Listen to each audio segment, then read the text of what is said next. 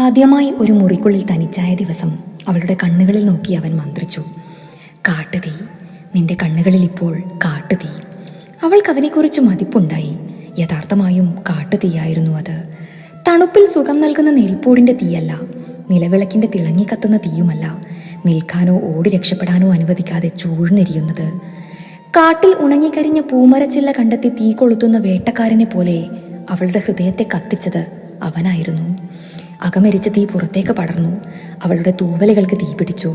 തൂവലുകളിൽ നിന്ന് കൂടിന് തീപിടിച്ചു. കൂട്ടിൽ നിന്ന് ചില്ലയ്ക്ക് തീപിടിച്ചു. ചില്ലയിൽ നിന്ന് മരത്തിനാകെയും കാടിനാകെയും തീപിടിച്ചു. അവൾ ആളിക്കത്തുന്ന കാടായി. ഇഴുകിച്ചേർന്ന് കത്താൻ മറ്റൊരു കാടാണ് അവൾ അഭിലഷിച്ചത്. പക്ഷെ അവൻ്റെ ഉള്ളിൽ ഒരു അടുപ്പ് മാത്രമേ ഉണ്ടായിരുന്നുള്ളൂ, ഒരു ഗ്യാസ് അടുപ്പ്. ആവശ്യമുള്ളപ്പോൾ അവൻ പിടി തിരിച്ചു, തീപ്പട്ടിക്കൊള്ളിയുരച്ചു, കത്തിച്ചു. ആവശ്യം കഴിയുമ്പോൾ പിടി വീണ്ടും തിരിച്ചു, തീയണച്ചു.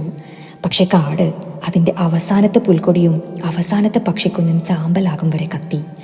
കത്തിത്തീർന്നിട്ടും പുകഞ്ഞു. പുക ശമിച്ചിട്ടും ചുട്ടുപഴുത്തു. ഇനി എത്ര മഴ പെയ്യണം, മഞ്ഞു തിരണം, ഈ മണ്ണു തണുക്കാൻ, പഴയതുപോലെ തളിർക്കാൻ?